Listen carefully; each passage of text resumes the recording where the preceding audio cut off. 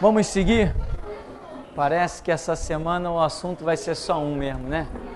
Tem jeito não. O assunto vai ser só polícia e bandido. Bom, como estava dizendo uma reportagem, triste é quem está no meio desse fogo cruzado, né?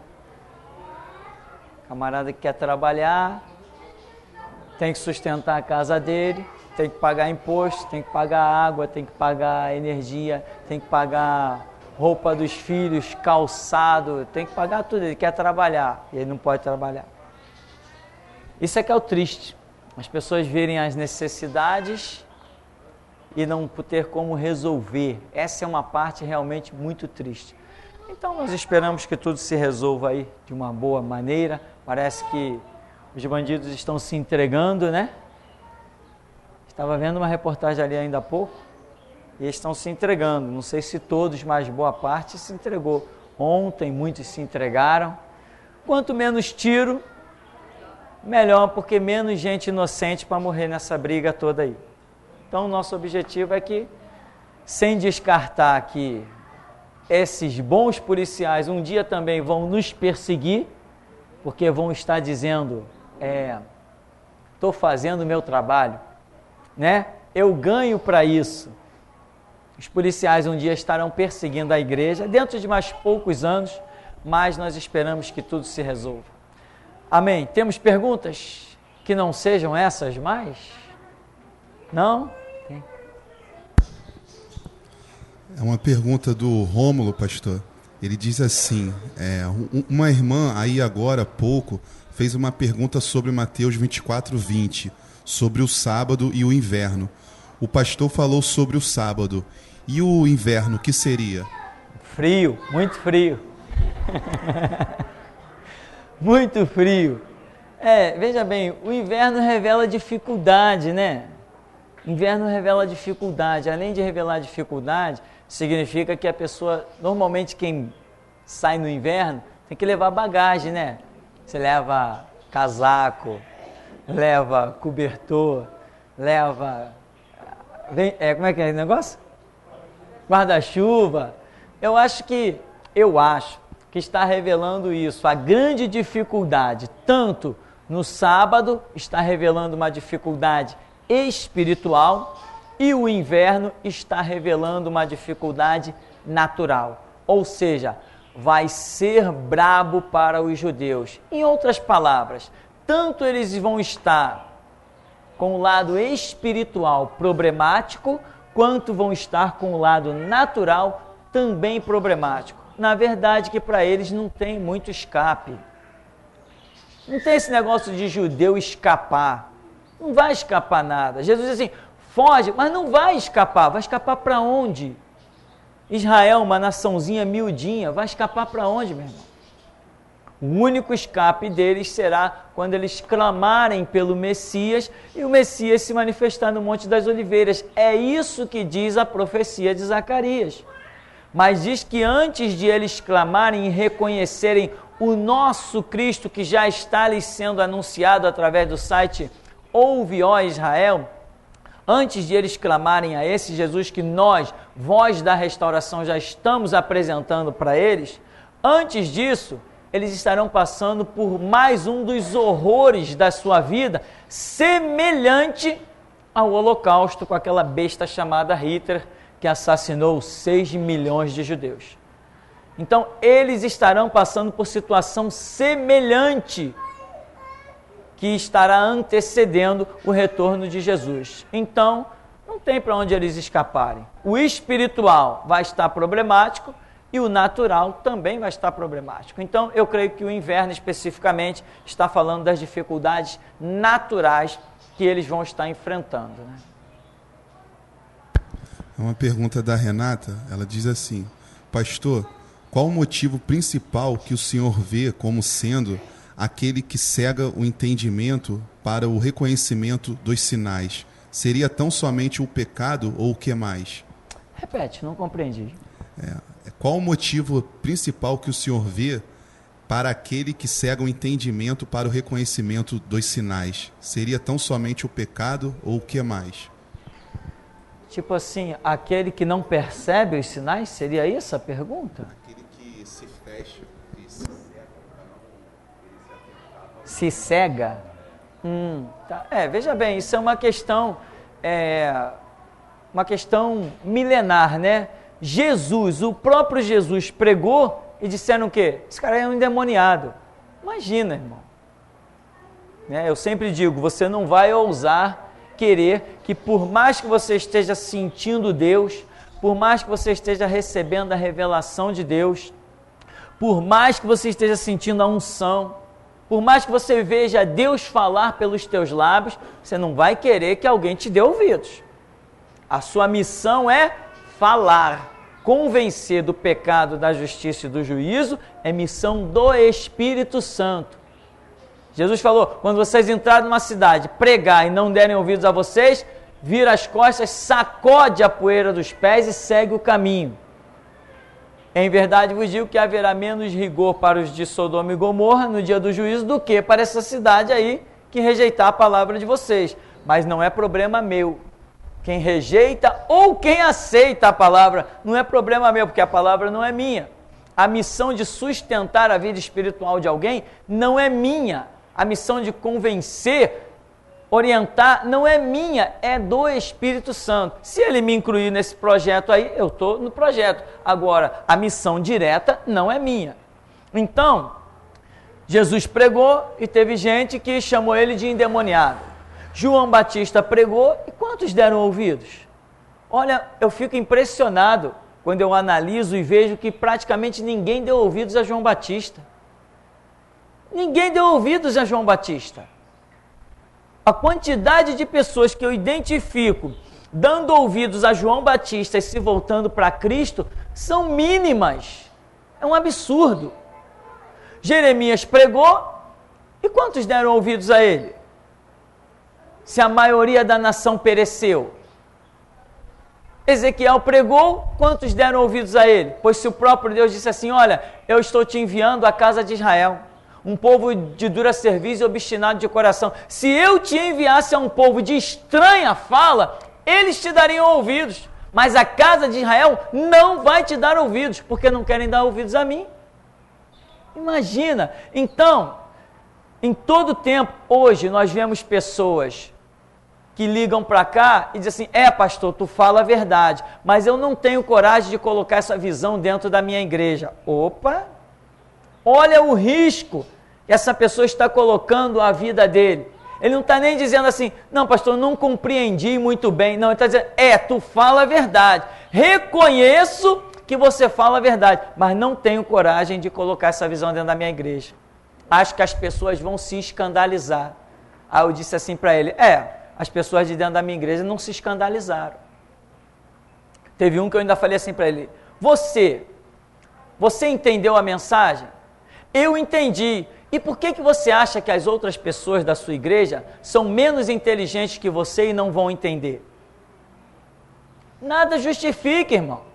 Nada justifica. Se existe uma verdade a ser anunciada, ela tem que ser anunciada. Tinha um irmão que vinha aqui, era um líder aí de uma comunidade, de um grupo, e ele dizia coisa bem semelhante para mim, ele dizia assim, não, eu tô orando para ver se eu levo essa visão lá para o meu grupo lá, porque eu entendi, mas eu não sei se as pessoas vão entender. E eu disse a mesma coisa para ele. Eu falei, pois se você entendeu, por que você acha que as outras pessoas não vão entender? A mesma graça que o Espírito Santo deu a você, não vai dar a outros? Então, é o que a pergunta está dizendo aí. Tem gente que se fecha, se cega, não quer aceitar. Por quê? Porque tem as suas posições, tem os seus privilégios, tem os seus destaques. Por exemplo, quantas pessoas nós tivemos aqui dentro desse ministério que frequentaram aqui 2 meses, 3 meses, 6 meses, depois foram embora, porque dentro das suas igrejas ele era o presbítero, ele era o diácono, ele era o auxiliar do pastor, Ora, aceitar a voz da restauração significava largar os seus títulos. Então, é preferível o quê? Fazer vista grossa, se cegar. Essas pessoas realmente estão colocando em risco a sua vida espiritual e, se duvidar, a própria salvação, né? Se duvidar, a própria salvação. Dependendo de como a dispensação vai se comportar, a própria salvação pode estar correndo risco. Então, é uma realidade. Nós pregamos, mas quem vai dar ouvidos? Eu não sei, não tenho a mínima ideia. Eu sei que a minha missão é pregar, é gritar, é me desgastar, é me deixar gastar pelo Evangelho, é trabalhar, é calejar as mãos, é seguir a direção do meu Deus. Ah, um ouviu, amém, graças a Deus. 1 milhão não ouviu, amém, graças a Deus também. Ah, 10 vai para o céu, maravilha. 1 milhão vai para o inferno, maravilha do mesmo jeito. Porque a minha missão eu fiz. Eu tenho que ter consciência de que eu fiz a minha parte, eu cumpri a minha missão. Eu não sou responsável por quem desce ao inferno, nem por quem vai ao céu. Desde que eu cumpra a minha missão, eu não me sinto responsável por nada. Eu trabalho para o meu Deus. O que Ele manda fazer, eu faço. Então, essa é a visão que eu tenho. Então, como diz a pergunta, o que vai ser dessas pessoas aí? Eu não sei. Eu não sou Deus, não conheço o futuro, não sei do amanhã, mas que elas estão colocando em risco a sua vida espiritual. Quando compreendem, né? Como gente que já entrou em contato comigo. Não, realmente as igrejas estão na apostasia, o grupo tal está no G12, está na coreografia, o grupo tal comprou luzes, é negocinho de fazer bolha de sabão, aquelas bolinhas de sabão, compraram as melhores luminárias, luzes roxas, luzes vermelhas, pisca-pisca, colocaram aquele negócio de fazer fumaça dentro das igrejas, realmente caiu, as assembleias entraram para a política, quem era um grande homem de Deus agora já é garoto propaganda, tudo isso reconhecem por aí, mas cadê eles? Eles não se firmam. Eles não tomam uma postura, não tomam uma atitude. Um lá dos Estados Unidos estava em contato comigo. Ah, pastor, a pregação, isso, aquilo outro, pregação que eu sou líder dos jovens, tá? Amém. Aí eu falei assim, você já indicou para as pessoas o site? Não. Por quê? Vai lá no site, vê aquele conteúdo sobrenatural, aprende e vai se exibir nas suas igrejas. Dá uma de doutor em teologia. Está errado. Se você achou uma fonte, leve outros à fonte. Mas não, ele prefere que as pessoas fiquem mortas no deserto, aí ele vem com um conhecimentozinho de uma parábola ou outra, que eu estou ali pregando, ensinando, e ele vai se exibir na frente da sua igreja, para todo mundo dizer que ele é o máximo. Que nenhum da Maranata que veio aqui. Levou 500 mensagens. Aí ficou se exibindo lá dentro da sua igreja. Aí todo mundo, o fulano está cheio da unção. Vamos consagrá-lo. Aí consagraram a ele, deram mais um cargo para ele. Por que ele não pegou daquele CD que ele levou e fez cópia e deu para os irmãos? Para que todos crescessem. Não, ele quis se destacar, ele quis usar Jesus Cristo. Ele quis transformar Jesus num escravo dele para a sua autopromoção. Hoje ele deve estar bem promovido, imagina. Então, meu irmão, nossa missão, com misericórdia de Deus, a gente cumpre ela. E o resultado da missão? O resultado não me interessa. Quem vai subir para o céu, quem vai descer para o inferno, não me importa. O que importa é que nós façamos a nossa parte. É isso que eu tenho dentro de mim. Jesus, me dá uma ordem. Vai para o Japão, eu vou. Vai para o inferno, eu vou. Vai ao céu, eu vou. E o resultado, não me interessa, ele me mandou fazer, eu faço. Agora, quem deu ouvidos, quem deixou de dar ouvidos, também não me interessa. Eu tenho que fazer a minha parte. Porque lá no céu não existe família, não existe laços emocionais. Lá no céu as primeiras coisas a Bíblia diz que são passadas e tudo se fez novo. Então eu vou trabalhar pelo aquilo que permanece para a vida eterna. Quero perguntar sobre arrependimento e remorso. como é que é uma da outra, assim, porque Pedro e Judas, por exemplo. Eu quero saber como é que é isso aí, mais profundamente, né? Porque... Sim. Nós temos na nossa apostila uma definição até de dicionário, aonde diz o dicionário da língua portuguesa que arrependimento é quando uma pessoa reconhece o seu erro e se predispõe a não mais praticar. E ela ainda procura reparar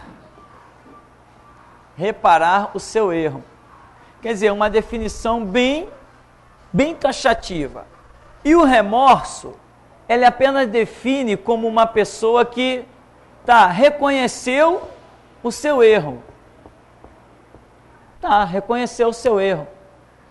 E sentiu que cometeu um erro.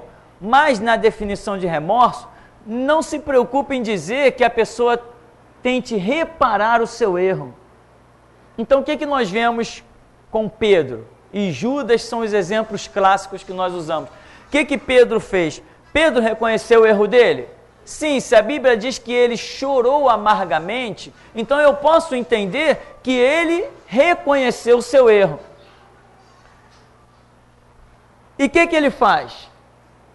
Ele se achega, quando Jesus ressuscita, ele torna-se a chegar a Jesus, e Jesus vem e olha para ele: Pedro, tu me amas?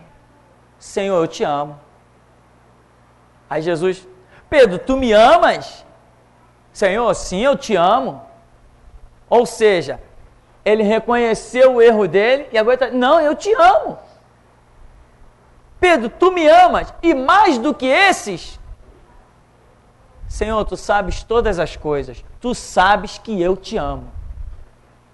Então, ele reconheceu o erro dele de ter negado Jesus, ele chorou amargamente e ele se volta a Jesus assim: não, eu te amo e tu sabes que eu te amo.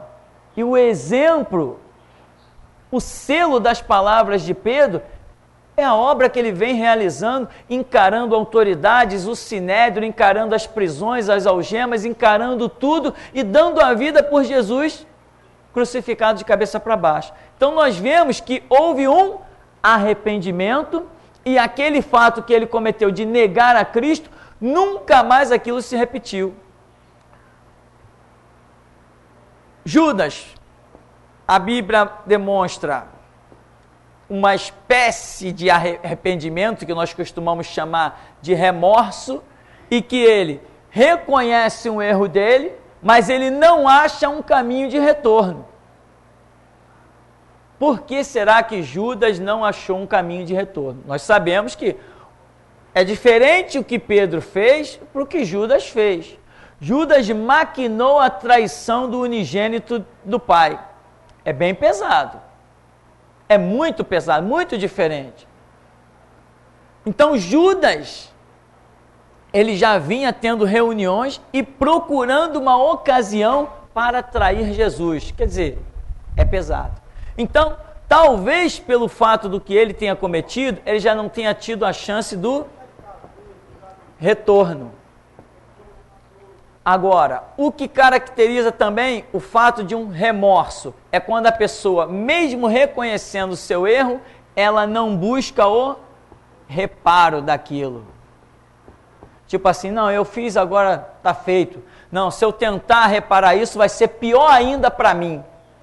Quem está arrependido de algum delito, mesmo que veja que reparar aquilo vai lhe ser muito custoso, muito dispendioso, vai lhe causar dores e problemas, quem tem arrependimento verdadeiro é que nem Zaqueu. Zaqueu? Senhor, se eu defraudei alguém, eu restituirei 4 vezes mais. Se alguém chegar aqui e disser que eu roubei, eu lhe darei 4 vezes mais. Quando a lei dizia que deveria dar apenas 3 vezes mais. Zaqueu diz assim: eu darei 4 vezes mais. Quer dizer, ou seja, eu sou um cobrador de impostos. Se vier uma turma aqui dizendo que eu defraudei, eu vou ficar pobre, mas eu vou Então é um arrependimento, quando a pessoa busca um reparo e demonstra isso, né? Agora, um remorso nós entendemos que é apenas quando a pessoa reconhece o seu erro, mas ela não busca o reparo da sua atitude. Isso é o básico que a gente compreende, né? E costumamos usar como exemplo aí Pedro e Judas, mas talvez alguns dicionários mais complexos, né? Uns Aurélios da vida, desses com 80 mil palavras, talvez ensine muito mais coisas. Mais perguntas? Pastor, antes de eu sair de casa, eu recebi um e-mail, uma pessoa ela me mandou um vídeo, aí não deu tempo de eu responder, ela pediu para ela ouvir a rádio pelo grito da meia-noite, ela me mandou um vídeo a respeito de uma igreja que ela está frequentando, onde na hora que o momento que o camarada está lá no púlpito, ele dá aquelas profetadas, as pessoas começam a pular do banco, começam a ficar se batendo a ponto de ter 3, 5 pessoas para ficar segurando a pessoa, né? Ela estava me perguntando se isso é um dom do Espírito Santo ou se é apenas uma emoção que a pessoa está sentindo com relação àquela falsa ou profecia. O que acontece? Nós temos, irmãos, muitas experiências espirituais na carreira do Evangelho. Temos coisas sobrenaturais, temos milagres, coisas transcendentais. Mas nós não podemos esquecer que existe o lado emocional, ou até mesmo o histerismo. Eu nunca escrevi essa palavra, não sei nem se é assim. O histerismo do ser humano, né? E temos ainda o diabo, muitas vezes, ali possuindo alguém e enganando, né? O diabo se torna, em certas situações, um verdadeiro imitador do Espírito Santo. Já contei aqui, um pastor foi visitar uma igreja, foi pregar. Aí daqui a pouco no meio lá da igreja tem lá um diácono falando língua estranha e profetizando, e o pastor chegou para o pastor da igreja e falou assim, vai lá e manda aquele homem lá calar a boca. O pastor da igreja falou assim, não, aquele ali é o diácono fulano, profetiza aqui há anos, é uma bênção. Aí o pastor visitante falou assim, se você não mandar ele calar a boca, eu vou descer daqui e vou lá mandar. E agora? Como é que o pastor da igreja ia mandar o cara calar a boca se o cara já profetiza ali há anos e ele exalta o camarada como profeta? Aí o pastor visitante diz assim, cala a boca, seu imitador do Espírito Santo. O homem bruft, cai lá todo estribuchando, espumando. Era um demônio que profetizava dentro da igreja, ó, há sei lá quantos anos. Aí ficou todo mundo completamente assustado. Numa igreja uma vez, eu estava vendo, tinha possessões demoníacas e um pastor falou assim, demônio, você que imita o Espírito Santo, fala língua estranha. Caramba, o demônio começou aí, aquela língua estranha que você, inclusive está acostumado a ver muita gente por aí falar. Mas o clima espiritual é outro. Ou seja, o discernimento vem quando você ouve ou quando assiste. Tem que existir de alguma maneira a testificação do Espírito Santo. Isso é uma realidade. E muita gente não tem uma caminhada suficiente, principalmente na oração, para receber a afinação do Espírito Santo e discernir essas coisas. Então, pastor, na igreja aconteceu isso, aquilo, outro tal, é de Deus ou não? Se no momento aqui o Espírito Santo não me revelar alguma coisa, eu não posso falar nada. Se eu tivesse visto pelas minhas experiências, eu poderia dizer assim, é o diabo puro ali fazendo gracinha e imitando as coisas de Deus. Tem coisas que acontecem na mão do diabo por aí, que é bem parecidinho a coisas que acontecem dentro da igreja. Na minha caminhada eu cansei de ver isso. Tinha uma mulher dentro da igreja que cantava, que era uma coisa fantástica, aquele soprano lírico, né? Aquela voz maravilhosa, que coisa linda. Quando a mulher começava no meio do culto, todo mundo parava, o pastor parava, aquela coisa linda, enchia a igreja. Aí um dia, alguém de fora, quando a mulher começa a cantar lá, aí um pastor de fora que está lá para pregar, demônio, cala a boca em nome de Jesus. E a mulher cai lá, estribuchando lá, que nem um animal. Mas já cantava há muitos anos ali dentro da igreja. Então, meu irmão, tem coisas que a gente tem que bater os olhos para discernir. Tem coisa que não. Tem coisa que é tão absurda, contraria a palavra, acabou. Tem uma reunião aqui sexta-feira, e uma sexta-feira eu até subi aqui para ver. Tinha um movimento estranho aqui em cima. Eu não tenho subido nessa reunião de sexta-feira, porque eu quero que as pessoas que estejam aí tenham as suas próprias experiências. Porque quando eu subo, a minha simples presença impede que algumas coisas aconteçam. Então eu não tenho subido, para que vocês tenham as experiências de vocês. Na minha simples presença, a unção que está sobre a minha vida e a honra que Deus tem comigo impede que certas coisas aconteçam. Simplesmente a minha presença impede que coisas aconteçam. E eu não tenho subido nessa reunião porque eu quero que as pessoas que aqui estão dirigindo e participando tenham as suas próprias experiências. Outro dia eu estava lá embaixo, enquanto vocês estão aqui, eu estou lá embaixo, fazendo alguma coisa, ou tirando alguma música, ou enfim, lendo alguma coisa, e eu escutei um barulho tão estranho, ninguém fez nada, ninguém disse nada, e eu subi a escada e vim até ali só para dar uma olhadinha. Olhei e voltei. Não tinha nada de Deus, tinha um histerismo aí, no meio dos irmãos. Só um histerismo. Só alguém gritando, sem nada a ver com as coisas de Deus. Mas quem está aí dirigindo a reunião, vai uma hora desenvolver a autoridade para repreender. Quando repreender, vai cair por terra aí. Eu não subo por quê? Porque eu quero que vocês tenham a experiência de vocês. Porque o amanhã da igreja depende que vocês tenham experiências. Eu não sei até quando eu vou viver, não sei até quando vocês vão estar congregando aqui. Uma hora qualquer bate o vento, espalha vocês para os 4 cantos da terra. Vocês têm que ir com as experiências de vocês, não pode ir com a minha. Vai ter que ir com a de vocês. Eu sei muito bem disso. As experiências que eu tenho hoje, que sustentam esse ministério, são minhas com Deus, em coisas que eu vivi, presenciei, enfim. Então, o que acontece?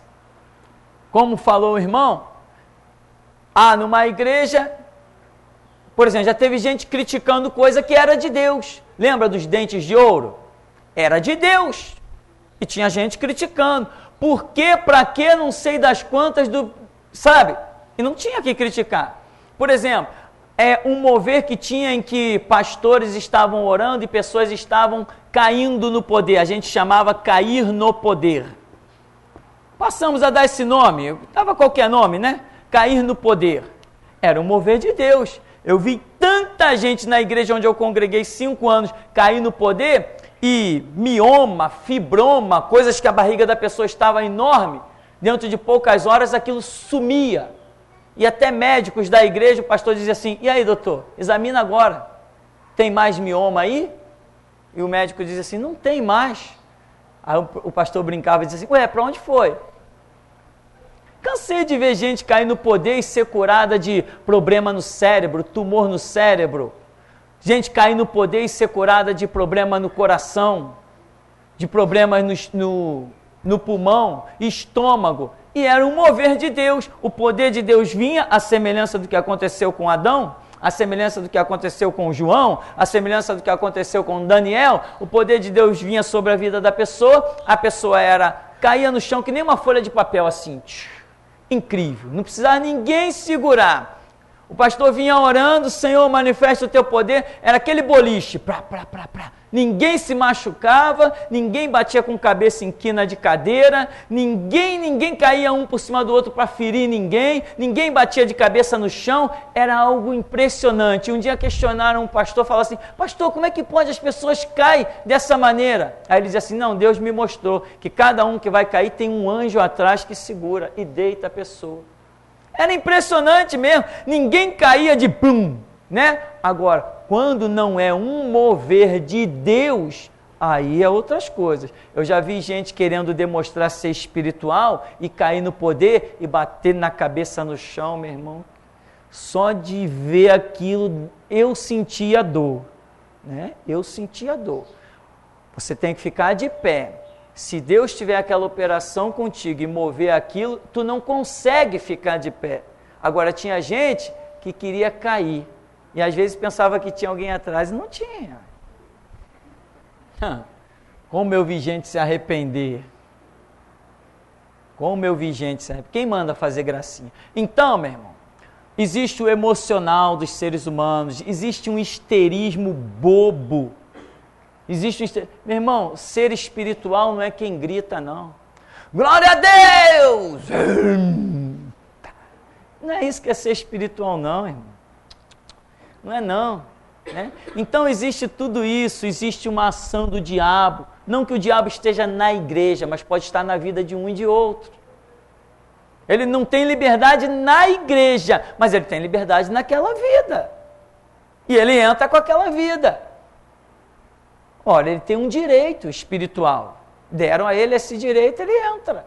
Então, meu irmão, quando nós ouvimos ou assistimos uma situação, nós temos como discernir. Deus, pela misericórdia, meu irmão, discerne logo. Se está falando língua estranha, opa, não tem jeito. É que nem desafinar. Eu não sou cantor, mas se alguém desafinar do meu lado, eu digo assim, pode ensaiar um pouco mais.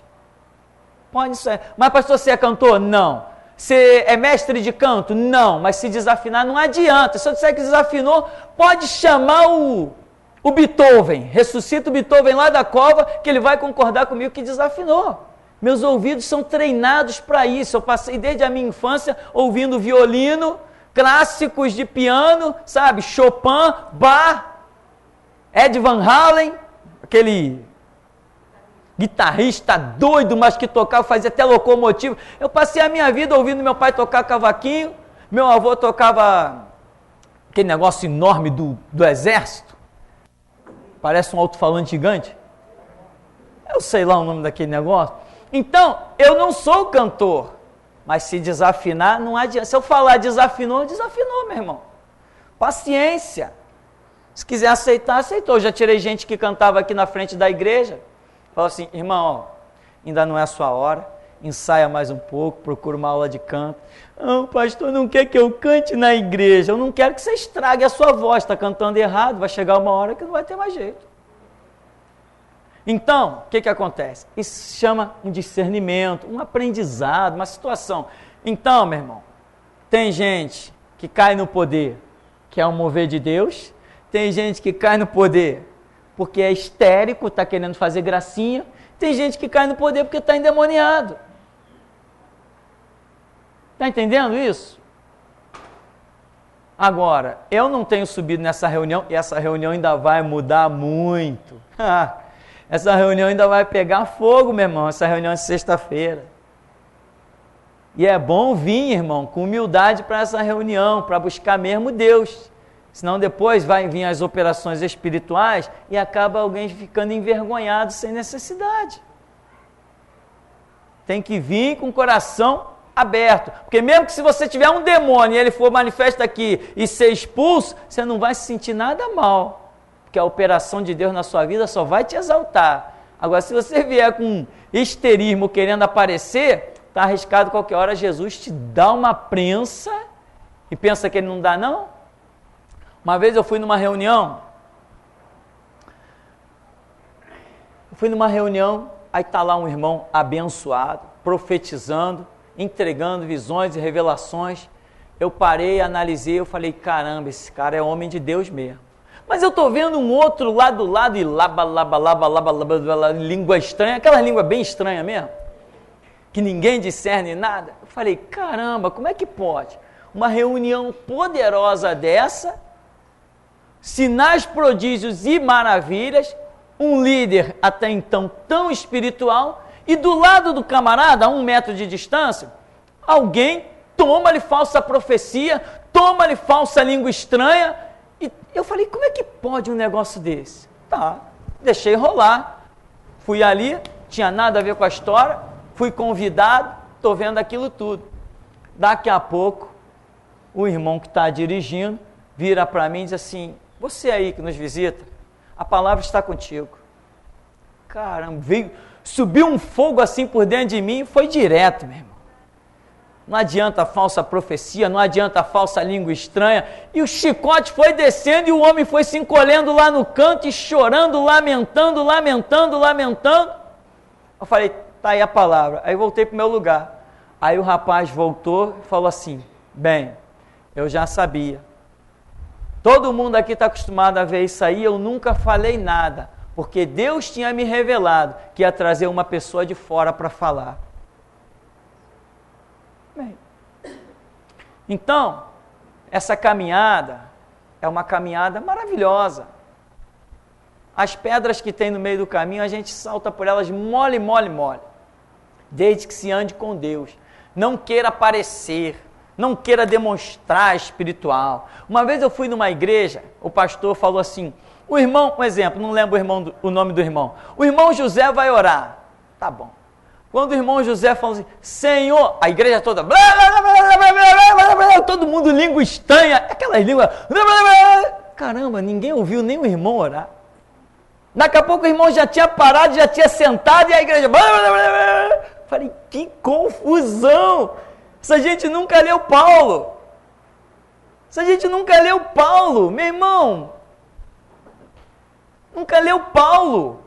Paulo fala sobre isso, irmão, Paulo diz, irmão, tá todo mundo aí querendo falar língua estranha, tudo bem, tá, eu falo até mais língua do que vocês, mas o que adianta, se não houver interpretação? O que adianta se um indouto estiver em nosso meio e não compreender nada? Então vamos com calma, vamos com equilíbrio. Poxa, aí o homem já tinha parado de orar lá no canto, se bem que não sei nem se ele conseguiu orar, né? Nem se ele conseguiu orar, e o pastor ficou lá no púlpito esperando até toda a igreja parar de imitar uma língua estranha. Que era só uma imitação, não tinha ninguém falando língua estranha. Mas para eles, chamados pentecostais, o falar língua estranha significava ter o Espírito Santo, ou seja, um abismo chama outro abismo. Então, meu irmão, existem muitas coisas que parecem, mas não são. E existem outras coisas que são, mas por serem estranhas à nossa experiência pessoal, nós acabamos dizendo que não são. Então eu prefiro ter muita calma, quase caminhando aí, sei lá, para 25 anos de evangelho, o que eu já vi de Deus e que muita gente disse é do diabo, que eu já vi de Deus, e muita gente disse que era do diabo, e o que eu já vi do diabo dentro da igreja, e gente dizer que é de Deus. Uma vez numa igreja que entrou uma mulher estranha, a igreja estava acostumada a ver aquele grupo de sempre profetizar, entrou uma mulher estranha, e num momento, numa pausa lá do culto, não me recordo agora, a mulher levantou no meio da congregação e começou a profetizar. E tal, falava língua estranha e profetizava, Um irmão que era um dos líderes da igreja, se levantou para repreender, e ele chegou bem pertinho dela, quando ele chegou pertinho, ele levou um choque, ele voltou quietinho. Ninguém repreende Deus, meu irmão. Agora, se você sente a autoridade, aquela unção, chega lá e repreendeu e acabou a história. Agora, vai repreender se é Deus falando? Teve uma igreja que o pastor tradicional, batista, não aceitava profecia. Normalmente não aceita profecia quem tem alguma espada que o possa acusar, né? É sempre assim. Aí o pastor num dia de culto lá, porque cargas d'água, um menino começa a falar língua estranha dentro do culto e profetizar. E o pastor no púlpito, menino, cala tua boca. E o menino, toma-lhe profecia, toma-lhe profecia. Um adolescente, segundo o conto, uns 13 anos de idade, toma-lhe profecia. E ele, olha, cala a boca agora, senão eu vou descer desse púlpito aqui e vou aí fazer você calar a boca. E o menino, no meio da profecia, falou assim, se você é homem mesmo, então vem. E ele foi, ficou na cadeira de roda até hoje. Ninguém repreende Deus. Ninguém repreende Deus. Eu sou uma pessoa muito calma quando se trata de coisas espirituais. Se Deus der o discernimento, mostrar, opa, não adianta, é chicote, acabou a história e vem o que vier. Agora, quando Deus não mostra, eu prefiro ficar bem calmo. Amém? Nosso horário está bem avançado, nós vamos ouvir então só mais uma pergunta ali do irmão. O irmão está ansioso. Eu não posso ir embora sem fazer essa pergunta. Quem é? Vê aí. Vamos ver aqui, depois nós vamos ver aí. Pastor, a Batista, quando eu era da Batista, teve a pregação e tinha um pastor visitante que pregou. E tem aquela mania de fazer fila para receber a oração depois do culto. Aí foi receber aquela pregação toda. Quando o pastor botou a mão numa conhecida minha, que eu conheço, eu vi. Sai em nome de Jesus, ela partiu para dentro dele, num tapa na cara, rolaram no chão, mas ela bateu tanto no pastor. Veio o pastor Sebastião também querendo expulsar o demônio e não expulsou. O demônio só saiu quando quis. O que faltou nisso? A autoridade? Ou é tudo mentira aquilo? Apanhou e ficou envergonhado. Pois é, irmã, veja bem, existe esse lado aí que a gente sabe que é uma realidade. Nós não podemos brincar com as coisas espirituais. A igreja não é para a minha exaltação. Jesus não é para o meu enriquecimento. Ir para trás de um púlpito, todo dia eu tenho que tremer e me desesperar, porque eu sei que ali a coisa é séria. É a semelhança de quando os sacerdotes iam apresentar-se diante do altar e que tinha que amarrar uma corda neles, eles entravam, porque se eles tivessem pecado lá ia morrer e ninguém podia entrar, tinha que puxar eles pela corda. Era o santíssimo lugar. Eu tenho consciência da seriedade dessas coisas. Evangelho para mim não é fonte de renda, não é fonte de riqueza. Evangelho para mim não é isso. Mas para muita gente aí está esse caos. Então, chega na hora de uma situação dessa, Deus deixa ser envergonhado. Deixa. Aqui mesmo teve o tal do André, que todo mundo conheceu, que tinha aqui. Quando começou a pisar na bola aqui, tentou se alojar numa outra igreja, lá do Elvis lá. Aí foi para lá. O Elvis está lá vivo, quem quiser vai lá e pergunte a ele se eu estou mentindo. O André foi lá e uma mulher manifestou o demônio lá dentro da igreja. E ele desceu do púlpito para expulsar o demônio. Quando botou a mão na cabeça da mulher, a mulher derrubou ele, chutou a barriga dele, fez horrores com ele. Por quê? Porque estava errado. Estava errado. E tem mais. Deus não envergonha ninguém sem primeiro dizer se conserta. Esse é o Deus que eu conheço. Se eu estiver pisando na bola com Deus, Deus não vai me descer o chicote sem primeiro se manifestar para mim e dizer assim, tu está errado nisso, nisso, nisso, te conserta.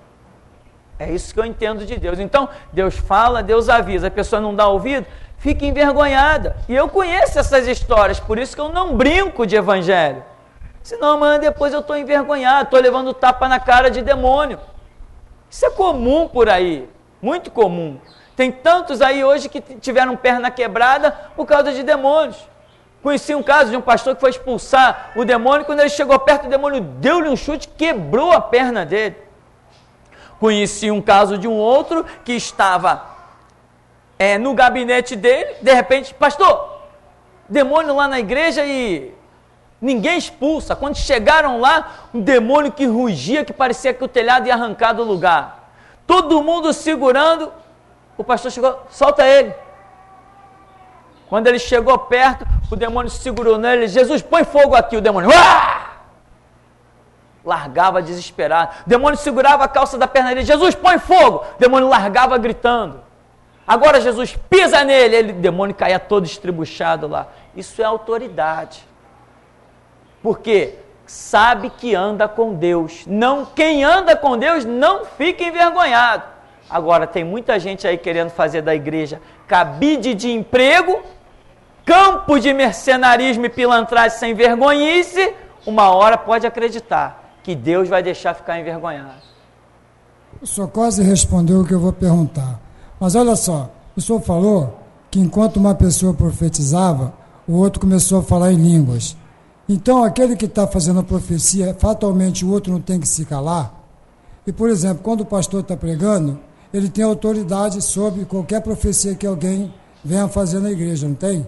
Porque eu já vi pastor pregando e uma pessoa começar a profetizar e ele falou, irmão, cala aí um pouquinho a sua profecia, porque a palavra está sobre a profecia.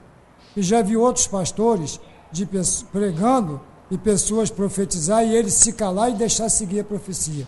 Como é que funciona isso aí? O senhor citou um caso aí do garoto, que o pastor estava pregando, o garoto começou a profetizar e o pastor estava fora da palavra, por sua própria vontade, e o demônio fez ele passar por uma situação difícil. Como é que funciona isso aí, sob a autoridade do pastor? É o seguinte, o nosso Deus, para nós concluirmos, senão vocês vão acabar me convidando para almoçar na casa de vocês, e como eu sou um só, não vou poder ir na casa de tanta gente.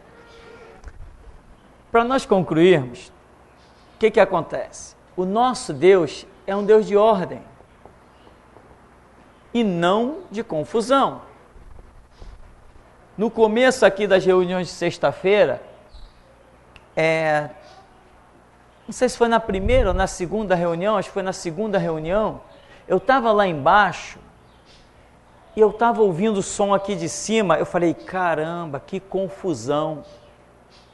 A reunião está uma confusão.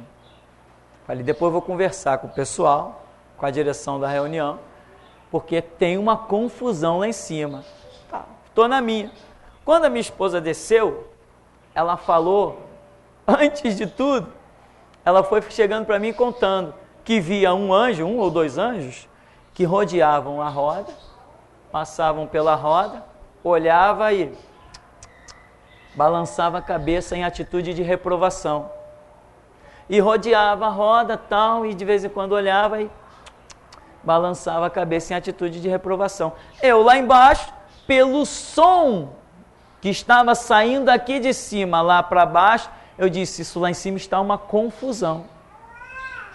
Quando ela desceu, contou a visão, foi só para confirmar que realmente estava havendo uma confusão. Numa reunião que foi um projeto de Deus tremendo, demonstrado desde o começo, desde o primeiro dia. Mas, se nós não vigiarmos, a gente se desvia do caminho. Então, o nosso Deus é um Deus de ordem. Já contei aqui casos tremendos sobre isso, profecias no intervalo da música e não sei o quê. Nosso Deus é um Deus fantástico. Ele poderia ter criado o mundo todo em um só dia. Ele quis cada coisa num dia, ele ordenou a sua criação. O nosso Deus é um Deus de ordem.